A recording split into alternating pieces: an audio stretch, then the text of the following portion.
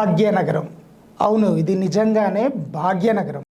ఒకప్పుడు కేవలం ఈ రాష్ట్రంలో ప్రజలు హైదరాబాద్కి వెళ్తే జీవితం మెరుగుపడుతుందని, ఇక్కడ మంచి ఇన్కమ్ ఉంటుందని ఆలోచనతో ఇక్కడికి మైగ్రేట్ అయ్యేవారు. ఆ తర్వాత దేశంలోని అనేక రాష్ట్రాల ప్రజలు ఈ భాగ్యనగరంలో తమ భాగ్యాన్ని అంటే అదృష్టాన్ని పరీక్షించుకోవడానికి వచ్చి ఇక్కడే సెటిల్ అయిపోయారు.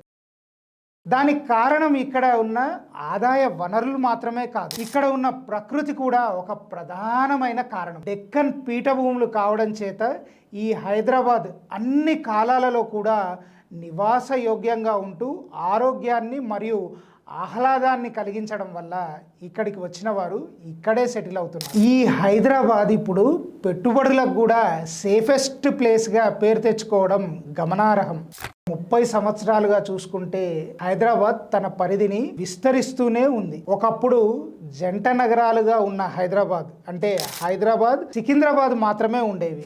కానీ ఇప్పుడు చూసుకుంటే హైటెక్ city, financial district, Cyberabad, Gachibowli, Nanakramguda, Narsingi, Kokapet ఇలా ఈ ఏరియాల్లో ఆకాశాన్ని అంటుకునేలా గగనతలంలోకి ఎగిసిపడుతున్న బిల్డింగ్లు వేలల్లో కనిపిస్తాయి. ఈ హైదరాబాద్ ఇప్పుడు కేవలం మన దేశానికి మాత్రమే భాగ్యనగరం కాదు, ప్రపంచానికి కూడా భాగ్యనగరం అయ్యింది. ప్రపంచవ్యాప్తంగా ఇన్వెస్టర్లు ఇక్కడ పెట్టుబడి పెట్టడానికి మొగ్గు చూపుతున్నారు. రోజు రోజుకి భూముల ధరలు ఆకాశాన్ని అంటుతున్నాయి. ఇక ఇప్పుడు చిన్న మరియు మధ్యతరగతి కుటుంబాలు ఇన్వెస్ట్మెంట్ చేసుకోవడానికి ఈ హైదరాబాద్లో అనుకూలంగా ఉన్న ప్రదేశాలు Warangal highway, Sagar highway, Srisailam highway. ఈ ప్రదేశాల్లో ప్రైజెస్ ఇంకా పెట్టుబడి పెట్టడానికి అనుకూలంగా ఉన్నాయి.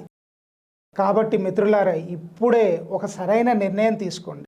మీ పెట్టుబడికి అందుబాటులో ఉండి అన్ని అప్రూవల్స్తో, అన్ని పర్మిషన్స్తో, సేఫెస్ట్ లింక్ డాక్యుమెంట్స్తో ఉన్న ప్రదేశాన్ని ఎంచుకొని ఈరోజే మీరు ఒక చిన్న ఇన్వెస్ట్మెంట్ చేయండి.